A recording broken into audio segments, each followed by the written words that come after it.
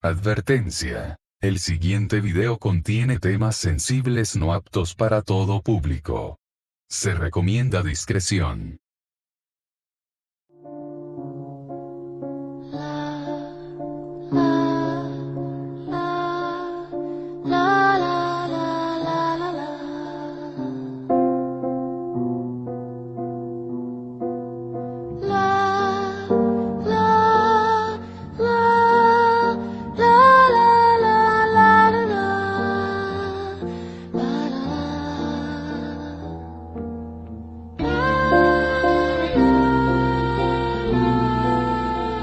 Lo que verás a continuación es la historia completa de Hell Park, un universo alternativo de la famosa serie animada para adultos South Park. En este universo, Dwight murió al nacer junto con sus padres en un accidente automovilístico, por lo que nunca existió. Por ende, en esta realidad Dwight fue reemplazado por el desconocido Thomas Lacey. Años después de los eventos de la serie original, en el lejano 2019, la historia de Hell Park da inicio.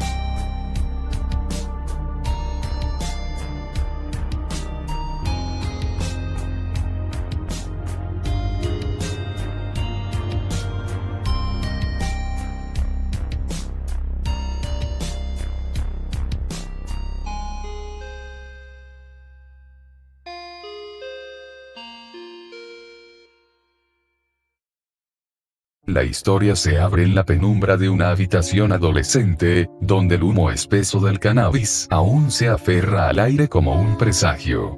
Craig y sus compañeros, Clyde, Token, Jimmy, Kenny, Stan y Kyle, hastiados y envalentonados por la intoxicación, deciden profanar el silencio de la noche con un tablero o ouija que Token, con una ligereza imprudente, había traído consigo. Ninguno de ellos comprendía los verdaderos alcances de aquel artefacto, aquel puente frágil hacia lo innombrable, pero una bravuconería juvenil los llevó a desoír cualquier atisbo de precaución. Las primeras respuestas fueron tomadas a broma, risas nerviosas que se desvanecían en el aire. Pero pronto, la realidad comenzó a agrietarse. Una puerta se abrió sin mano que la tocara. Una figura glitch, un error en la realidad digital, apareció en la pantalla del teléfono de Craig. Objetos inanimados cobraron una vida sigilosa. El miedo, puro y ancestral, expulsó a los amigos de la casa, dejando a Craig solo con el juguete maldito y una cámara encendida, testigo mudo de su imprudencia. El planchete giró entonces en una ominosa figura de 8, rompiendo toda comunicación coherente. Un golpe en la ventana atrajo a Craig, su último y fatal error. Al volverse, encontró su santuario violado por una silueta demoníaca que, con manos de sombra, tomó el puntero y lo quebró en dos. Un parloteo infernal llenó la habitación antes de que la oscuridad lo reclamara. Al amanecer, Craig despertó con la memoria fragmentada y una llamada de token. La vida ordinaria, con su obligatorio viaje a la escuela, intentó reafirmarse, pero las grietas ya estaban abiertas. Una presencia ominosa se adhería a su reflejo, a sus sombras. En clase, la llegada de un nuevo estudiante, Dwight, un joven de nervios desbordados, despertó en Craig un reconocimiento visceral y aterrador. Aquella silueta de la noche anterior. A pesar de las negaciones histéricas de Dwight, los acontecimientos se precipitaron. Un apagón sumergió la escuela en tinieblas, y los intercomunicadores emitieron sonidos que no pertenecían a este mundo. Guiados por una curiosidad temeraria, Craig y sus amigos se adentraron en los pasillos, donde se toparon con el regreso de un fantasma de su infancia. Pip, pero no el Pip que recordaban. Este hablaba de años en el infierno y su apariencia era una profanación de la memoria. El pánico los llevó a huir, a refugiarse en el estanque Stark bajo una lluvia torrencial. Fue en ese paraje desolado donde la farsa se rasgó por completo. Una figura descendió de los árboles. Gregorio, el némesis de Stan, muerto hacía años.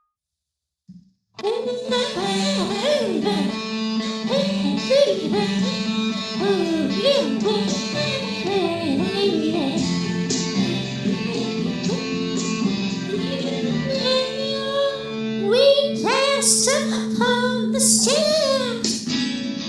Spoken wasn't well, although I wasn't there. Said I was his friend, which came as a surprise. I spoke into his eyes. I thought you died of love a long time ago. Oh no, that mean we never lost control. To face the night, the soul world.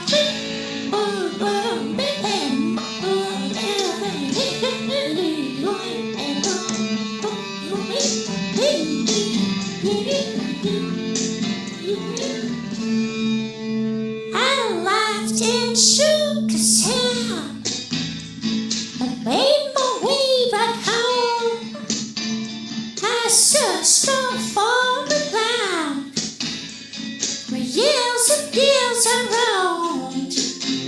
I gazed down with more than million years. I must have died alone a long time ago.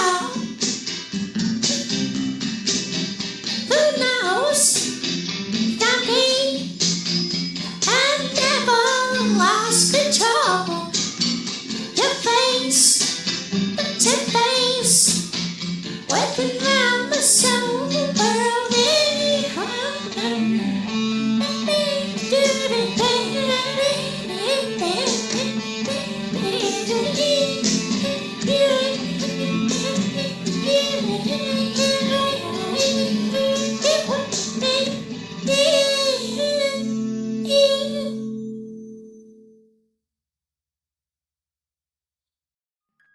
Con una teatralidad cruel, los forzó a un número musical dantesco donde se revelaron verdades insoportables. Jim estaba muerto, su cadáver expuesto ante ellos, y Thomas, el difunto novio de Craig, era ahora un imp, un demonio menor. La persecución se tornó una pesadilla en fuga.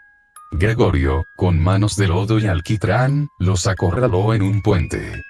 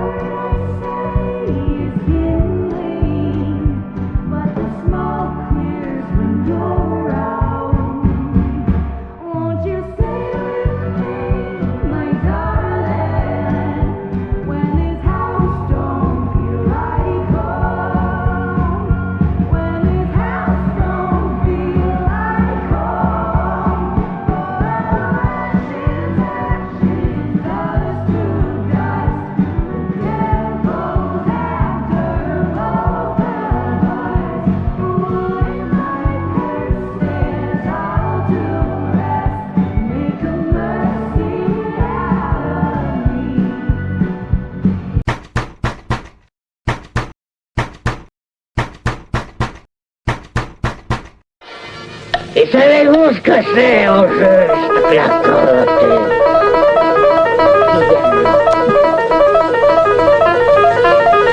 Comme ça? Non. Je ne le sais pas. C'est bien. La cruauté. C'est d'extirper par le sang et jusqu'au sang. Dieu, Lazare bestial de l'animalité inconsciente de l'homme partout.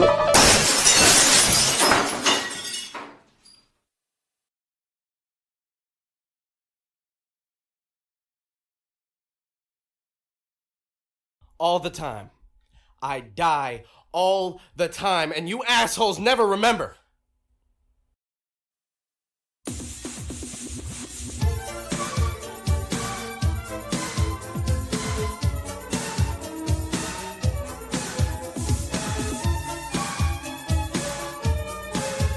The unsinkable Titanic.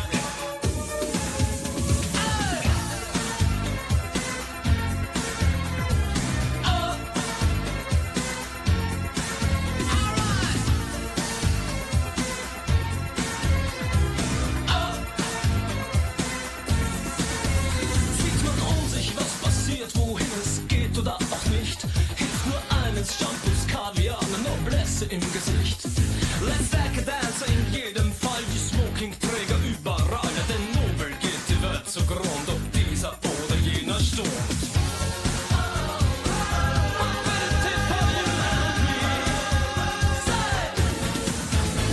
Titanic sinks in panic. That's the band played on and on.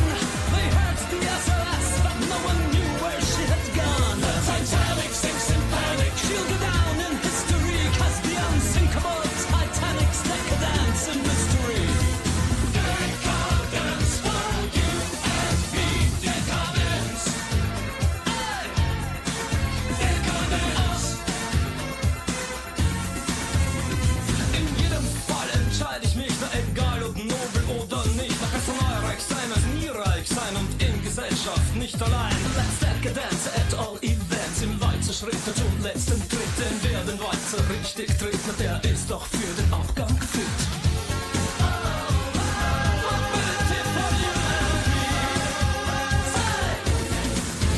The Titanic sinks in panic. That's the band played on and on. They heard the SOS, but no one knew where she had gone. The Titanic sinks in panic. She'll go down in history, 'cause the unsinkable Titanic's decadence and mystery. Decadence for you and me. Decadence. Decadence. Freedom.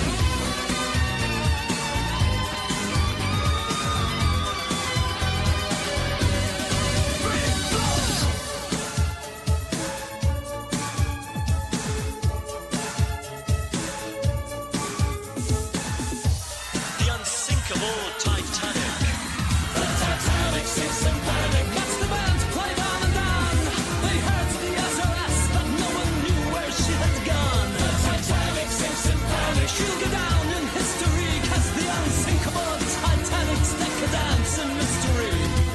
Decadence for you and me. Decadence. The Titanic sinks in panic. That's the band played on and on. The Titanic sinks in panic. No one knew where she had gone. The Titanic sinks in panic. That's the band played on and on. The Titanic sinks in panic. No one knew where she had gone.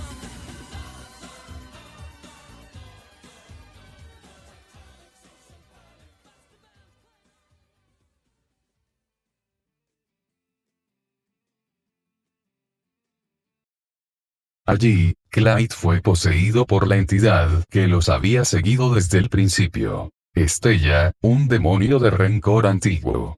junto a Gregorio, intentaron arrojar a los chicos al vacío. En el caos, Thomas se interpuso para salvar a Craig, muriendo por segunda vez ante sus ojos, un sacrificio que dejó una cicatriz eterna en el alma del joven. Aprovechando la distracción, Dwight, cuyo corazón no era del todo maligno, guió a los aterrados muchachos hacia una relativa seguridad. Les explicó, con voz entrecortada por el miedo y una necesidad desesperada de camaradería, la naturaleza de sus compañeros infernales. Para esconderlos, los teletransportó a un granero remoto en la propiedad de Stan, un lugar que a él, criado en el Averno, le pareció un refugio adecuado. Mientras los chicos intentaban calmar sus nervios entre patos y heno, Token, movido por la preocupación y una racionalidad que empezaba a ceder, cometió el error de contactar a su prometida, Nichole, revelando su ubicación. Del otro lado, un grupo de chicas, Wendy, Red, Bebe y la propia Nichole, emprendió un viaje nocturno hacia la granja para rescatarlos, encontrando en el camino a un viejo conocido, Gary Harrison, cuyo destino parecía entrelazarse con el suyo. Mientras tanto, en el inframundo y en la tierra, las piezas seguían moviéndose. Gregorio y Estella, habiendo recuperado el cadáver de Thomas para que se regenerara, se dirigieron a la casa de Craig para sellar el portal que habían abierto, encontrando allí el bloque que documentaría, sin querer, toda su caída.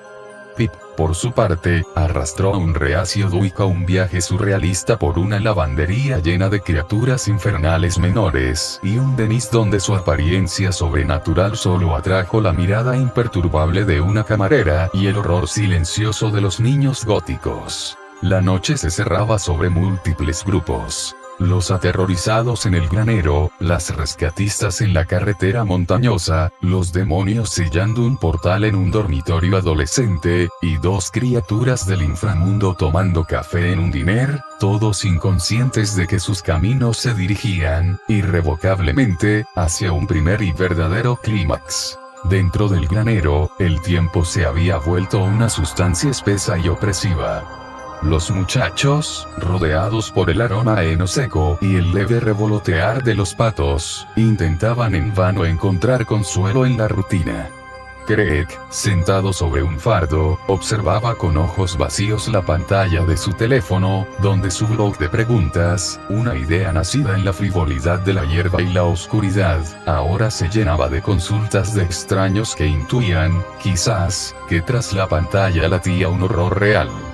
Cada notificación era un eco de su insensatez original. Token, el más anclado a la cordura de todos, sentía como ese ancla se desprendía. Su llamada a Damien solo había encontrado el vacío de un buzón de voz. La siguiente, a su prometida Nichole, fue un acto de puro impulso sentimental, una violación directa de la advertencia de Dwight. Colgó sintiendo el peso dulce y amargo de la irracionalidad. No sabía que, al otro lado, Nichole, Wendy, Red y Bebe ya surcaban las carreteras de montaña, recogiendo en su camino a Gary Harrison, cuya presencia en aquel paraje desolado era una casualidad demasiado perfecta para ser solo eso. La ansiedad de Bebe al volante era un microcosmos del miedo general, un miedo que ni siquiera la presencia serena de Wendy, quien en su corazón conocía batallas muy distintas a las terrenales, podía disipar por completo. Mientras tanto, en la habitación de Craig, la realidad se deformaba. Gregorio y Estella, entidades vestigiales de rencores adolescentes magnificados por el infierno, trabajaban con una eficiencia fría. Habían encerrado a la madre y hermana de Craig, no con llaves, sino fundiendo el pomo de la puerta hasta convertirlo en una lágrima metálica solidificada. Su objetivo era sellar la grieta que ellos mismos habían usado, aquel portal inadvertidamente abierto por el tablero Ouija. Pero el infierno, una vez que prueba el aire libre, es reacio a ser recluido. Estella, desdeñando la ayuda de Gregorio, concentraba su calor corruptor en el umbral, mientras Gregorio, con una curiosidad perversa, volvía su atención hacia la computadora de Craig. La luz azulada de la pantalla iluminaba su sonrisa. El blog, aquel diario público de lo paranormal, se abría ante él como un mapa. En otro plano de la noche, Dwight experimentaba el mundo superficial con los sentidos sobreexcitados de un recién nacido. Acompañado por Pip, cuya transformación de mártir dulce a entidad cínica y despreocupada era profundamente desconcertante, había presenciado la invasión de Implets en una lavandería y ahora enfrentaba la mirada paralizada de los niños góticos en un Denis. Para Dwight, cada nueva experiencia, el concepto del agua limpiando prendas, el amargor reconfortante del café, estaba teñida de un miedo agudo y de una nostalgia por un hogar que nunca fue cálido. Pip, en cambio, proclamaba su desapego en un número musical entre las mesas, una confesión cantada de que el dolor, tras una vida y una muerte de sufrimiento, se había transmutado en indiferencia. Dwight veía en ello no liberación, sino la más trágica de las condenas: la pérdida del cuidado. Y, sin embargo, se aferraba a Pip, temiendo lo que su antigua compañía, ahora impredecible, podría ser. Pero, sin que nadie lo supiese, Estella y Gregory los habían encontrado. Ambos sonreían, con un cofre en manos, listos para abrir la puerta del granero, donde Wendy y las chicas también habían llegado. Estella revela su verdadero plan. Su alianza con Gregorio, su manipulación de Dwight y Thomas, todo fue para reunir suficiente energía caótica y un conjunto específico de almas para realizar dos rituales. El primero: liberar al Galmgal, el tumor primordial que duerme bajo la fosa geotérmica de South Park, la encarnación del odio que Dios mismo se extirpó al crear el universo. El segundo: usar la energía del caos del monstruo para abrir un portal estable y traer de vuelta a la Tierra a su madre, la señorita Amelia Avisam, una bruja inmortal que trasciende el cielo y el infierno. La tensión en el granero estalla cuando el coche de las chicas llega, seguido de cerca por Pip y Dwight, quienes habían sentido la concentración de energía angelical.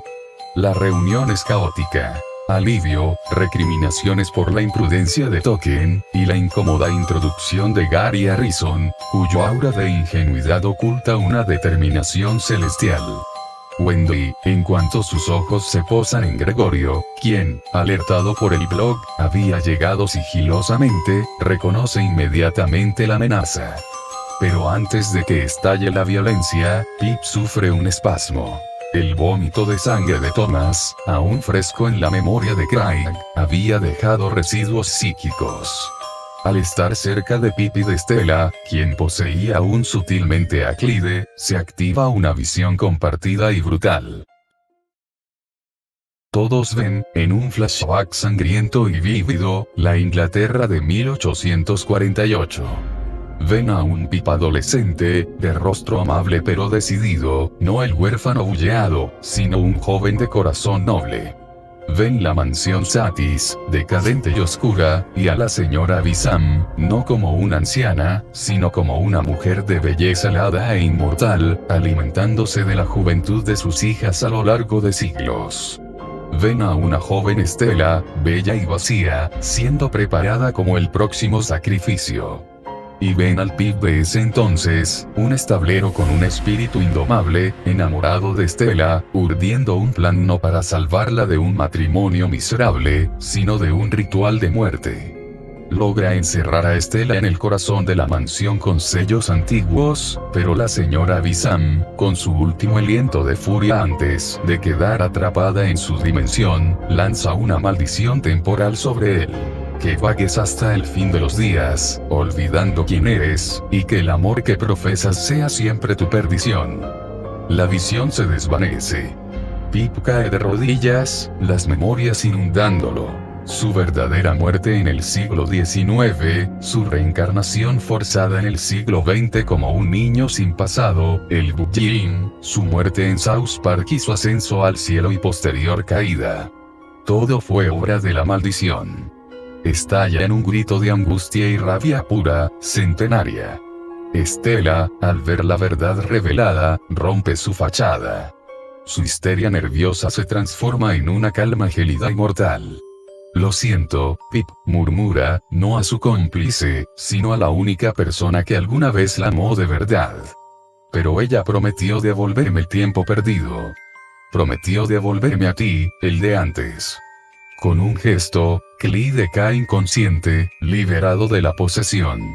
Estela revela su verdadero plan. Su alianza con Gregorio, su manipulación de Dweck y Thomas, todo fue para reunir suficiente energía caótica, el portal, las muertes, el miedo, y un conjunto específico de almas, los chicos, los ángeles, los demonios, para realizar 2 rituales.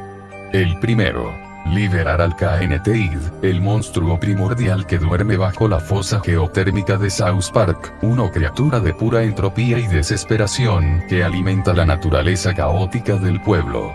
El segundo. Usar la energía del caos del monstruo para abrir un portal estable y traer de vuelta a la Tierra a su madre, la señorita Amelia Avisam, una bruja inmortal que trasciende el cielo y el infierno. Estela huye hacia el centro del pueblo, hacia la fosa. Una lucha épica se desata en su persecución. Los ángeles, Wendy, Red, Michael, Gary, Rebecca, despliegan sus alas y poderes, enfrentándose a Gregorio, quien, con sus manos de alquitrán, intenta contenerlos para dar tiempo a Estela. Pero en sus ojos, por primera vez, hay duda. Ha visto el dolor verdadero en Pip, ha visto la manipulación de Estela. Su obsesión con Stan palidece ante la escala de destrucción que se avecina. El Mgal es liberado. No es un ser con forma, sino una tormenta de antimateria, pesadilla y distorsión de la realidad. South Park se convierte en un paisaje Lovecraftiano. Las calles se retuercen, los edificios sangran sombra, y los ciudadanos caen en estados de locura o catatonía. En el ojo de la tormenta, frente a la fosa, aparece la señorita Avisam. No es un cadáver polvoriento, sino una mujer de una belleza aterradora y antigua, vestida con ropajes victorianos inmaculados que absorben la luz. Su poder emana de ella, un frío que quema el alma. Su objetivo es claro: consumir a Pip, el alma que la frustró y que, debido a su maldición y su viaje en el tiempo, es una fuente de energía temporal única. Con él, su inmortalidad sería absoluta. El ritual de Estela alcanzó su clímax en el corazón de la fosa geotérmica. Pero lo que emergió no fue una simple criatura de entropía. Al romper los sellos, despertó al Mgal, un nombre que resonó en cada mente como el crujir de los cimientos de la realidad. Su despertar no fue un evento físico, sino un shock multidimensional, una onda de choque que atravesó las capas del tiempo, el espacio y la memoria. En el momento crítico, Craig y Thomas, quienes estaban en la primera línea de la resistencia, fueron alcanzados por el núcleo de esta distorsión. No fueron destruidos, sino redirigidos. Sus esencias se desgarraron del continuo presente y fueron lanzadas a través de los corredores de la existencia, cada uno hacia un extremo opuesto de la historia cósmica. Omas se encontró flotando en la nada antes de la nada. No era el vacío, sino la potencialidad pura. Fue testigo del primer latido: hágase la luz. Y ante él, no una forma, sino una presencia insondable, a la que su mente interpretó como Dios. No hubo palabras, sino una comprensión inmediata e implantada. Lo que tu mundo llama Mgal no es un invasor. Es la cicatriz. Mi cicatriz, Thomas comprendió. En el acto mismo de la creación, al concebir el amor y la voluntad, una célula de contradicción, un tumor de odio puro y autorreflexivo, se formó en el seno del Creador. No podía coexistir con la creación. Con un acto de dolor infinito, Dios se lo extirpó y lo exilió a las profundidades de la nada, donde eventualmente se adhirió a un mundo joven: la Tierra. El Mgal era, literalmente, el odio de Dios hecho entidad, alimentándose de la negatividad de su creación más orgullosa y conflictiva, la humanidad. No puede ser destruido por la fuerza, pues nació de mí. Solo puede ser desarmado por lo que yo no pude integrar plenamente en aquel momento. Un acto de amor puro y consciente, no divino, sino humano. Un amor que acepte la sombra y la perdone. La visión se desvaneció, dejando a Thomas con una verdad abrumadora y la urgencia de regresar. La batalla es desesperada. Los ángeles luchan contra las distorsiones del KNT Eagle. Pip, enfurecido y con sus poderes de demonio casi angelical completamente desatados, se enfrenta a Avisam en un duelo de energía pura, pero está en desventaja. Estela, al ver a su madre en todo su poder, se da cuenta de su error. Avisam nunca quiso devolverle nada, solo la usó como llave. Estela es la primera hija que no consumió, la que guardó como herramienta, y su desprecio por ella es palpable. Gregorio observa a Stan, quien junto a Craig, Kenby y Kyle, intenta evacuar a civiles con la ayuda de Token y Clyde, ahora recuperado. Ve el valor de Stan, su terquedad por proteger a otros a pesar de su miedo. Ve el amor que Kyle y Kenby tienen por sus amigos, el compromiso de Token. Su obsesión se disuelve en ese momento. No era amor lo que sentía por Stan, era la envidia de una vida que él perdió, convertida en rencor por la muerte. Con una decisión tranquila, se interpone entre un tentáculo de sombra del Mgal y Stan, quien estaba a punto de ser aplastado. La mirada que intercambian es eterna. Te odié tanto tiempo, dice Gregorio, mientras sus manos de alquitrán se solidifican en un escudo. Pero odiarte era lo único que me mantenía sintiendo algo. Patético, ¿no? Stan, atónito, no encuentra palabras. Gregorio, con un último esfuerzo, canaliza toda su esencia de demonio de la obsesión, pero esta vez no hacia Stan, sino contra la obsesión misma. Su poder se invierte. En lugar de fijarse en un objetivo, libera una onda de desapego puro que, paradójicamente, debilita momentáneamente la conexión de Avisam con el monstruo y calma la furia ciega de Pip. El acto le cuesta su existencia coherente. Gregorio comienza a disolverse, no en la nada, sino en una niebla de recuerdos y emociones liberadas. Supongo que esto es crecer, sonríe, antes de desvanecerse. Su redención no es el perdón, sino la autoaniquilación de su propio veneno para salvar al objeto de su obsesión. Craig aterrizó, si se le podía llamar así, en un paisaje de hierro oxidado y cielos perpetuamente teñidos de un rojo sanguinolento. Era el año 8890. La Tierra, un cadáver exangüe. En el horizonte, las últimas naves de evacuación abandonaban el planeta. No huyan de un desastre ecológico, sino de un culto. La humanidad que quedaba, una caricatura decadente y escasa, adoraba al Mgal. En gigantescas pantallas holográficas desfiguradas, la imagen de Bebe, envejecida de manera antinatural pero radiante de un poder perverso, predicaba: sacrificad a los no creyentes. Sacrificad a vuestros vástagos débiles. La eternidad mediante el tumor sagrado os espera. Bebe lo encontró. No estaba sorprendida. Con el mismo conjuro de inmortalidad que usó la señorita Avisam, había sobrevivido siglos, convirtiéndose en la suma sacerdotisa del Mgal. Lo recibió en lo que fue el ayuntamiento de South Park, ahora un templo oscuro. Craig Tucker. El chico que no pudo perdonar, su voz era un susurro venenoso. Todo esto es tu culpa. El triunfo de Avisam no fue por su poder, sino por tu fracaso. Cuando el Mgal atacó el alma de Thomas, buscando la semilla de odio que todos llevan dentro, tú no estabas allí para ofrecerle el perdón que lo hubiese blindado. Tu rencor lo dejó vulnerable. Y ahora, miramos el fruto. La humanidad entendió que el odio es más fuerte, más real.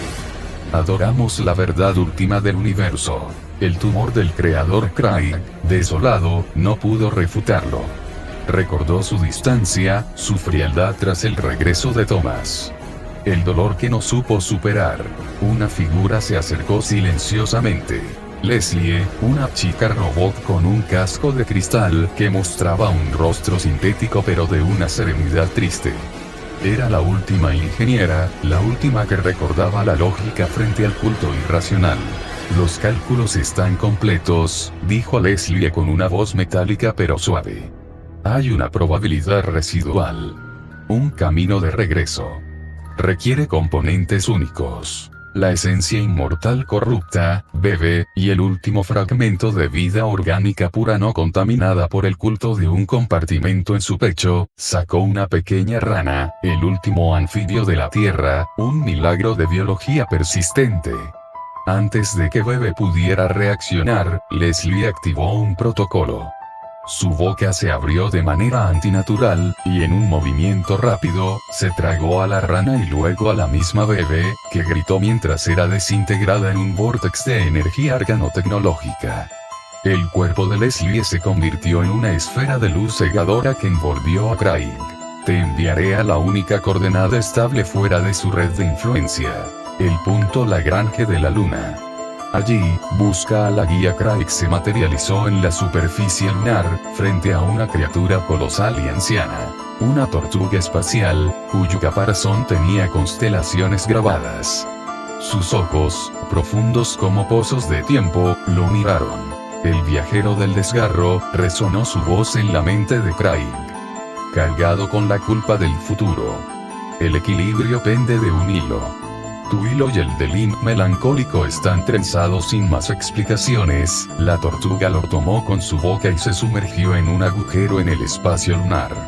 Craig sintió el viaje inverso a través del desgarro multidimensional, y al salir, se encontró de vuelta en el borde de la fosa de South Park, en el presente, justo en el momento en que Thomas regresaba de su viaje al principio. Sus miradas se encontraron, cargadas con el peso de eones y fracasos.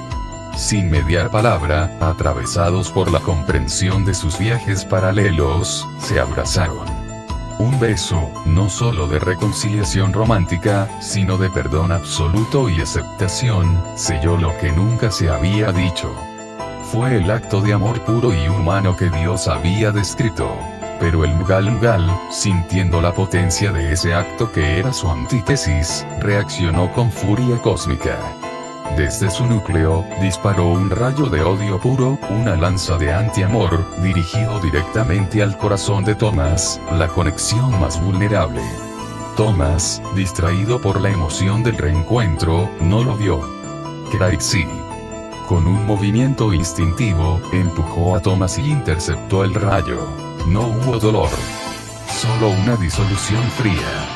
Craig Tucker, el catalizador de toda la pesadilla, el chico frío que aprendió a amar demasiado tarde, murió instantáneamente, su cuerpo convertido en un cristal negro que luego se hizo polvo y se lo llevó el viento caótico.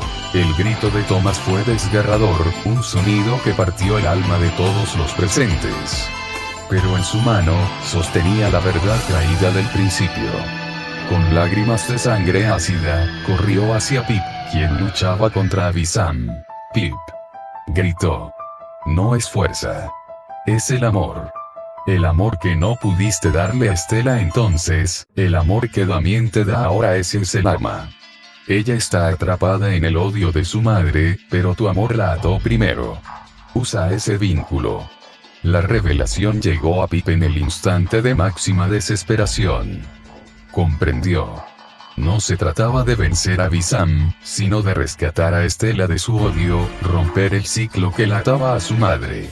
Esto, combinado con el acto de sacrificio de Craig, el amor en su forma más pura, el dar la vida, creó la abertura perfecta.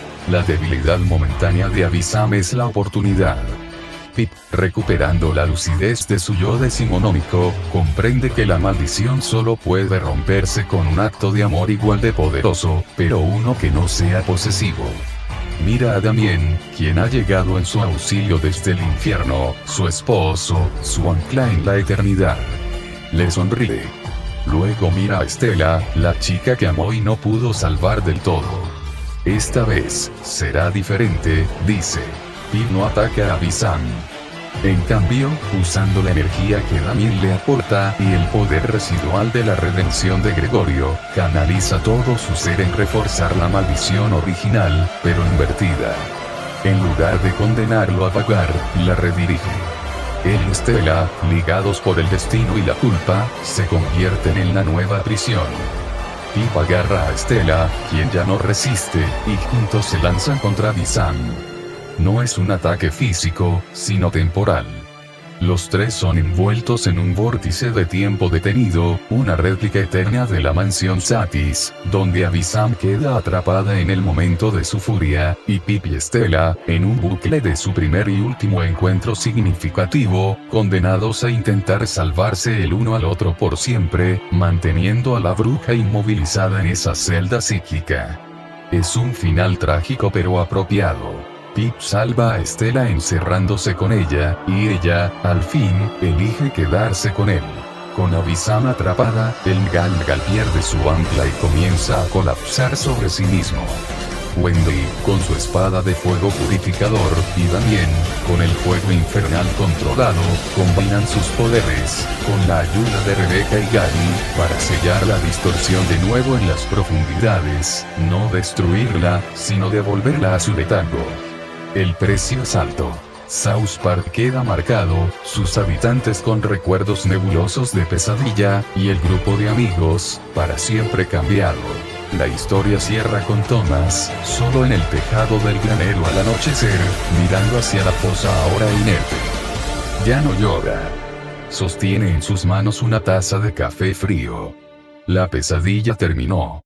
Pero la vida que continúa está para siempre marcada por el amor que se dio, el perdón que llegó demasiado tarde para algunos, y el sacrificio que compró, no un final feliz, sino la frágil y melancólica oportunidad de seguir amando.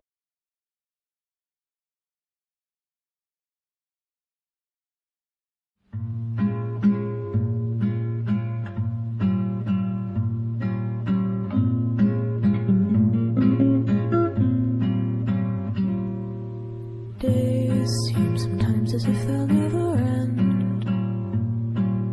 Sun takes its heels to taunt you, but after sunlit days, one thing stays the same. Rises the moon. Days fade into a watercolor blur. Memories swim and haunt you, but look into the lake, shimmering like smoke, rises the moon.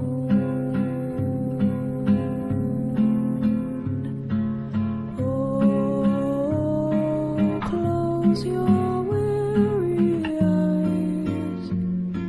I promise you that soon the autumn comes to darken fading summer skies. Breathe, breathe, breathe.